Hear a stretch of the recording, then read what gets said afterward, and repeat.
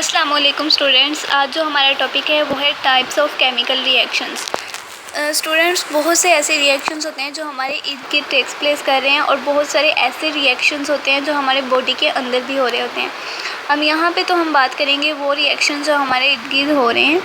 अब वो बहुत से ऐसे रिएक्शंस होते हैं जो प्लास्टिक, मेडिसिन, कॉस्मेटिक और इस तरह की होम हॉल क्लीनर्स और इस तरह की बहुत सारी चीज़ें हम उनमें बना लेते हैं रिएक्शंस करवा के, मेडिसिन्स भी और कॉस्मेटिक्स और ये सब कुछ। ठीक है, अब हमारे पास सबसे पहली जो टाइप है रिएक्शन की वो है कंबस्टन रिएक्शन। कंबस्टन का मतलब होता है स्टूडेंट्स जलना। ठीक है, अब जलना बहुत सी चीज़ें हम जलाते हैं, जैसा कि वुड है, कोल, ऑयल, पेट्रोल, ये सारी चीज़ें हम यूज़ करते हैं एज अ फ्यूल। फ्यूल का मतलब क्या है, कोई चीज़ जिसने जलना है, बर्न करना है और अपना रिएक्शन दिखाना है। तो कोई भी चीज़ जो बर्न करेगी वो ऑक्सीजन के साथ रिएक्ट करेगी।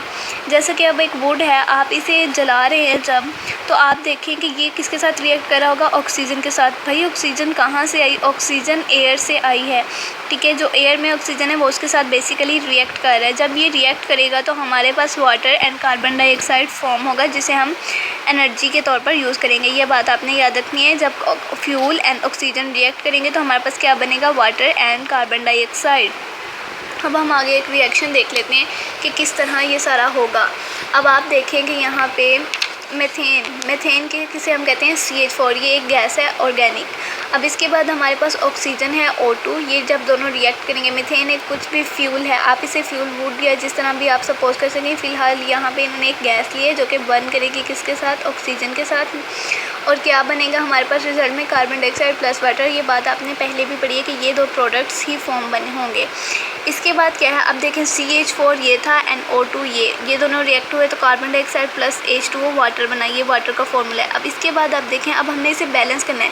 यहाँ पे हाइड्रोजन कितने थे, 4 थे, लेकिन यहाँ पे हाइड्रोजन कितने हैं, 2। अगर हम यहाँ पे 2 लगा देते हैं तो हाइड्रोजन कितने बन जाएंगे, 4 बन जाएंगे, लेकिन हमें यही चाहिए थे तो हमने यहाँ पे 2 लगा दिया।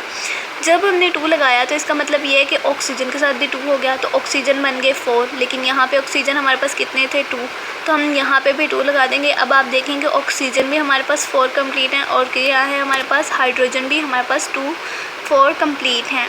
अब कंबस्टन में बहुत सारे प्रोसेस आ जाते हैं, हीट है, cooking, generating, electric, petrol, diesel, jet engines, ये बहुत सारे हमारे पास प्रोसीजर हैं जो हम बर्निंग या कंबस्टन रिएक्शन से हासिल करते हैं। अब ये हम सारा कंबस्टन रिएक्शन का टॉपिक था।